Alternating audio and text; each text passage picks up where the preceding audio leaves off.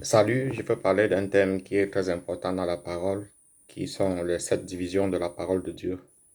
Beaucoup de gens qui prétendent connaître la Bible ne connaissent absolument rien. Ils ont lu quelques versets et puis tout simplement ils travaillent à partir des dogmes. Un dogme religieux ne peut pas t'amener à comprendre la Bible. Lo siento. Sorry. Peu importe comment vous vous fâchez, peu importe comment vous insultez, peu importe comment vous étendez votre stupidité, est la parole de Dieu est la parole de Dieu et il y a une manière d'interpréter cette parole-là. Imagine que chaque personne commence à interpréter la constitution d'un pays comme elle veut. Imagine qu'à l'école, chacun se met à interpréter les choses comme elle veut. Si tu n'interprètes pas comme le professeur veut que tu interprètes, tu vas pas réussir, tu vas échouer. Et c'est pour ça qu'il y a des gens qui échouent à l'école. Il y en a qui arrivent très loin, et puis il y a des gens qui échouent. Et il y a des gens qui ne peuvent pas étudier, pas seulement parce qu'ils ont pas la capacité intellectuelle, mais parce qu'ils ne sont pas disciplinés à étudier sur les normes, sous les standards de comment il faut étudier. Donc la Bible, ce n'est pas un livre d'interprétation libre où chacun interprète ce qu'il veut. La Bible, c'est un livre où tu dois apprendre à laisser qu'il s'interprète lui-même. Donc c'est ça. Un vrai disciple de Jésus apprend à respecter les paroles de Jésus. C'est-à-dire, il pratique l'interprétation. Jésus était le maître de l'interprétation biblique. Il plaçait chaque mot dans son contexte, chaque phrase dans sa place, chaque verbe dans sa place, chaque virgule dans sa place, chaque chose à son moment.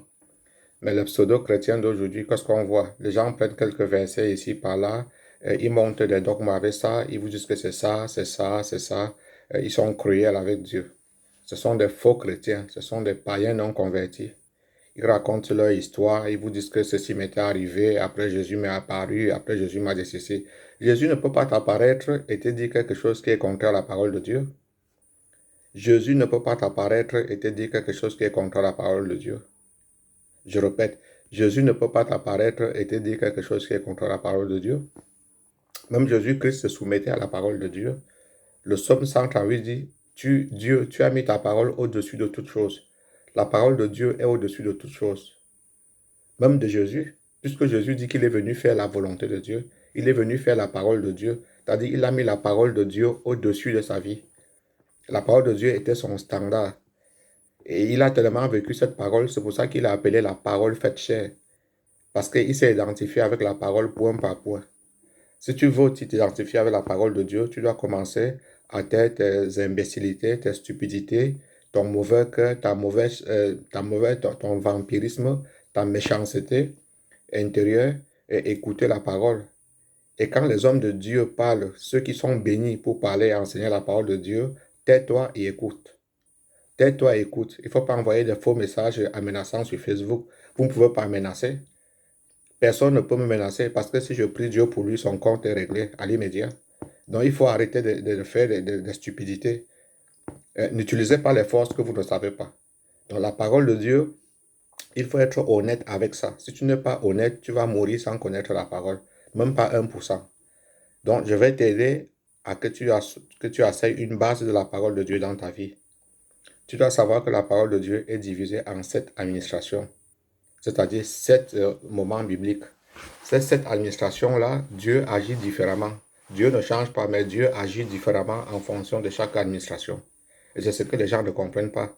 Je répète, Dieu agit différemment en fonction de chaque administration. C'est comme la tête. Ce qui se passe dans la tête, ce n'est pas ce qui se passe dans ton cœur. Ce qui se passe dans ton cœur, ce n'est pas ce qui se passe dans tes intestins. Ce qui se passe dans tes intestins, ce n'est pas ce qui se passe dans ton pied. Donc, il faut avoir cette anatomie de la Bible. Dieu divise la Bible en 7 administrations. C'est comme ça. Si tu ne comprends pas ça, tu vas mourir sans comprendre la Bible. Même pas une seule lettre.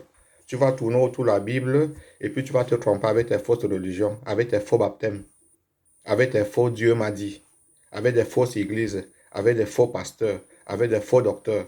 C'est ça la vérité. C'est ça la vérité. Tu peux t'énerver, tu peux te fâcher, tu peux dire ce que tu veux. C'est ça la vérité. Mais surtout n'insulte pas les hommes de Dieu parce que Dieu frappe dur. Dieu frappe très dur. Quand quelqu'un se lève pour enseigner la parole de Dieu relativement divisée, ne te mets pas sur ton chemin parce que Dieu va te frapper très dur. Je répète, Dieu va te frapper très dur. Écoute, médite et puis tu penses. Donc, la Bible est divisée en 7 administrations. La première administration, c'est l'administration du paradis. Beaucoup de gens confondent le paradis et le ciel. Non, bibliquement, le paradis, c'est sur la terre. Le paradis, c'est sur la terre. C'est pas le ciel. Le ciel, c'est un endroit qui n'a pas de molécules. Il n'y a pas de molécules. Les gens qui sont aux cieux, Jésus qui est aux cieux, bien qu'il a un corps, c'est un corps céleste. C'est-à-dire, avec ton corps physique comme ça, tu ne peux pas aller aux cieux. Tu ne peux pas. Et pourtant, sur la terre, Adam vivait corps, âme, esprit. Dans le paradis et concrètement au jardin d'Éden. Donc ça, c'est la première administration. Ce que Dieu a fait disponible dans la Bible, c'est la première administration, c'est l'administration du paradis. Dans cette administration-là, il y a une seule loi, où Dieu dit à Adam, tu ne feras pas telle chose. Le jour où tu feras cela, tu mourras. Ça, c'est la première administration. Je ne vais pas expliquer le détail de chaque administration, mais je vais te donner les compartiments de chaque administration. Ça, c'est la première administration. Et on voit directement que dans cette administration-là, le diable agit. Il agit en tronquant cette administration-là. Et c'est une administration qui finit, du coup, quand Adam pêche, Dieu le fait sortir du paradis. Le paradis n'existe plus pour Adam. Il perd le contact avec Dieu. Je pourrais parler 10 jours sur la première administration, mais ce n'est pas le thème du vidéo. La deuxième chose qu'il faut savoir dans la Bible, c'est la deuxième administration. La deuxième administration, c'est l'administration patriarcale. Dans l'administration patriarcale, il n'y a pas la parole écrite. Depuis que Adam pêche, jusqu'à ce que Dieu donne la parole écrite à Moïse au mont Sinaï, en Afrique, en Égypte, il n'y a pas la parole écrite de Dieu. Donc, même le peu de la parole que Adam savait, il a transmis ça verbalement à ses enfants. La parole est transmise de manière orale jusqu'à ce que Dieu lui-même écrive la première parole écrite par son doigt sur les tables de pierre. Donc ça, c'est la deuxième administration. Et cette deuxième administration a ses principes. Et cette deuxième administration prend fin lorsque Dieu donne les tables de pierre à Moïse, 2 tables de pierre. Donc, à partir de Moïse jusqu'à la naissance de Jésus, c'est la troisième administration, c'est l'administration de la loi. Beaucoup de choses qui sont dites dans la Bible concernent cette administration-là. Ça, c'est principes qui prennent fin une fois que Jésus est venu et d'autres qui continuent une fois que Jésus est venu. Ça, c'est la troisième administration. La quatrième administration, c'est l'administration du règne des cieux. Le règne des cieux dans la Bible, ce n'est pas le règne de Dieu. Le règne des cieux, c'est une partie du règne de Dieu. Puisque dans le règne de Dieu, Dieu est le grand Dieu. Il est le roi. Même quand la terre n'existait pas, même quand Dieu n'avait pas créé le monde, il était le roi du règne de Dieu. Et le règne des cieux fait allusion au règne de Jésus-Christ. Chaque fois que Dieu a permis que Jésus-Christ règne, la Bible appelle ça le règne des cieux. Donc quand Jésus-Christ était sur la terre, dans ce que nous connaissons comme les évangiles, la Bible appelle ça le règne des cieux. Et c'est pour ça que Jésus dit, le règne des cieux s'est approché à vous. Jésus représente le règne des cieux. D'accord? Ça, c'est la quatrième administration. Après, Jésus est venu faire disponible la cinquième administration. La cinquième administration, c'est là où nous vivons actuellement. On appelle ça l'ère de la grâce. Jésus-Christ a fait ça disponible à travers sa mort, sa résurrection. L'ère de la grâce, c'est là où nous vivons maintenant avec ses lois. Évidemment, cette ère-là, ça n'appartient qu'à ceux qui sont nés de nouveau. C'est quand tu nais de nouveau que tu entres dans l'ère de la grâce.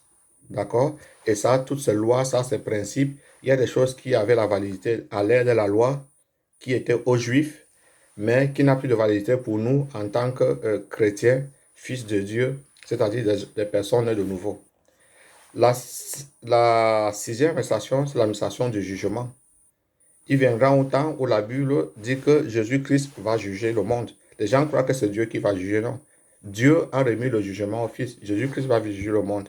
Ça, c'est la sixième administration. Et la septième administration, c'est encore le retour de l'administration du paradis, où nous allons vivre avec Jésus-Christ sur terre une autre fois, avant d'être transportés dans les cieux. Donc, tout ce que tu peux expliquer dans la Bible, si ça n'entre pas dans ces 7 parties, partie composante par partie composante, tu n'es pas en train de comprendre la Bible. Arrêtez donc vos faux enseignements, arrêtez vos menaces et surtout ne tentez pas Dieu. Que Dieu te bénisse. C'était le docteur Apollinaire. Merci.